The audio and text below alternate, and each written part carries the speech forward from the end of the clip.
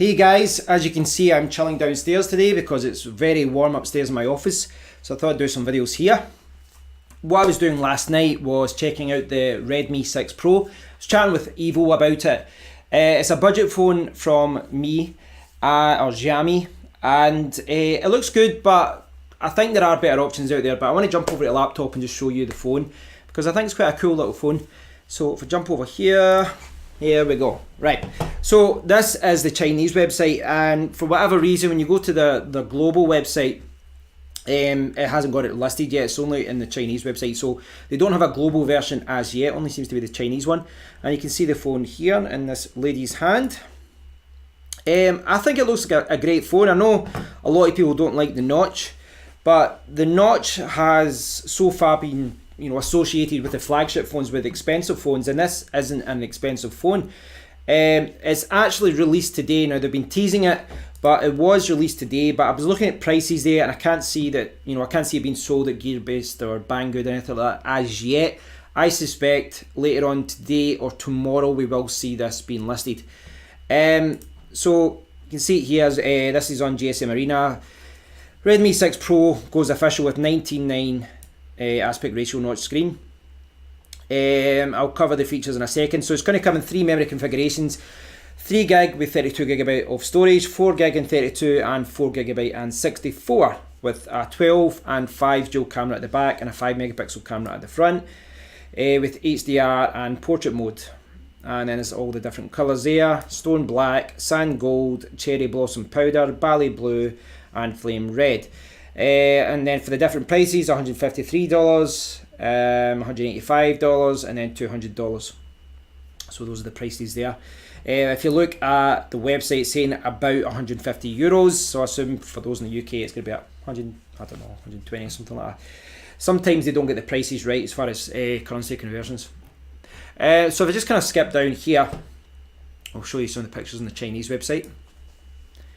And obviously it's all Chinese, and as I said, this is a super budget phone. It's at the very bottom end of the market, but I mean, this is, to me this is kind of reminiscent of like the Nexus 6P a few years ago. It does have that kind of feel to it with the fingerprint sensor, with the camera, just the kind of line at the top and all that. I think it looks great for a budget option, and as I said last week, guys, I am leaning more and more towards the Chinese market.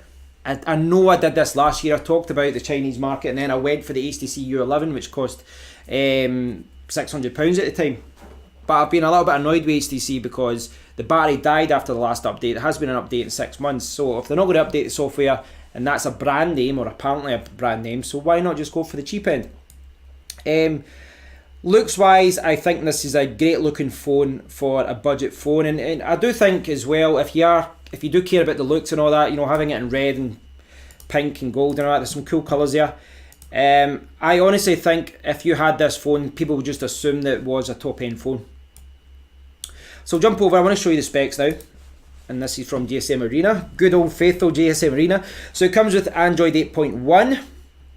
There's a 5.84 inch screen, 12 megapixel and 5 at the back, 4 gigabit of RAM, well up to, as we saw in that article. 4,000 milliamp battery, that's quite impressive, and you'd think with that, PPI with the pixels per inch and with that type of screen, that should lend itself to a longer battery life.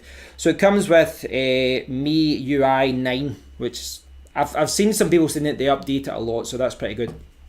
Micro SD slot, it's actually powered by micro USB, and this is something that Evo was saying as well. This is a little bit annoying that the lower end Mi devices use micro USB rather than Type C. Not sure why they go down that route. I think 2018 all phones should be Type C in my opinion. But you have to go back to your old cables, guys. I think there's a lot to love here. I do think there's a lot to love, especially with the 3.5mm jack. But the biggest criticism, and this is something that Evo was talking about as well, is that they've got a better option themselves. They're saying this is going to retail about €150. The Redmi Note 5 Pro, which should be about 200, this came out a few months ago. 6-inch screen, 12 megapixel at the back, 6 gigabyte of RAM, 4,000 milliamp battery. This one uses the more powerful Snapdragon 636, so this is a more powerful phone. It doesn't have the notch at the top. Some people might not like that, some people might. This one's on Android 7.1.2 it says here, but I reckon this will be upgraded to 8 as well if it hasn't already done so. You can see at the back here it's got a 20 megapixel camera. So that's the, sorry, so that's the front camera. Sorry, I'm getting mixed up there. That's the 20 megapixel camera in the front, and that's got 12 and 5 at the back, just like the 6 Pro does. But 20 megapixels for a front camera is pretty good for a budget phone. But there's a lot of similarities between the two of them. I think, you know, I've seen the Huawei P20 Pro being used a lot, and I think once you start getting used to it, I don't think the notch is that bad. And I think with the funky colours here, there's a lot to love here. But from a specifications point of view, I think what Evo was saying is quite right, that you'd probably be leaning more towards the Note 5 Pro. It's slightly more expensive. Slightly, not by a huge amount, but a little bit. And I do think it gives you a more powerful phone and a lot more, you know, value for your money. But I would say if you're looking for a budget phone, there are a lot of alternatives out there that might be better, but I think from what I've been reading, it's pretty good for updates.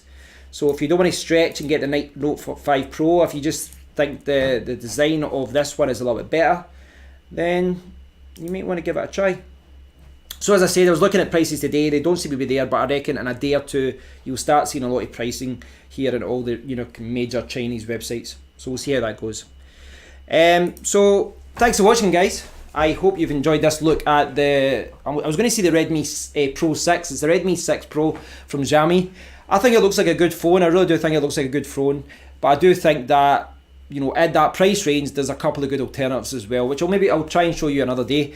There's a lot of other good Chinese phones out there.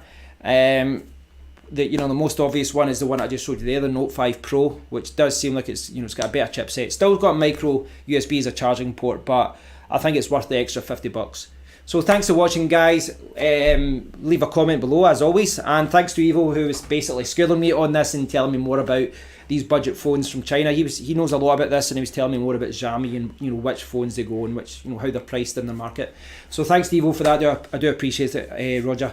And as always, guys, please do leave a comment. I know I've said that, but please do leave a comment. I want to hear your thoughts on this, because I'm delving into this Chinese market myself, and I'm learning from, you know, from scratch again almost, because I've not been paying attention to it the last few months. So I'm going to be checking it more, and I'm going to place an order on a new phone in a few days' time. So I'm excited to see what happens here. Thanks for watching, guys. Until next time, take care.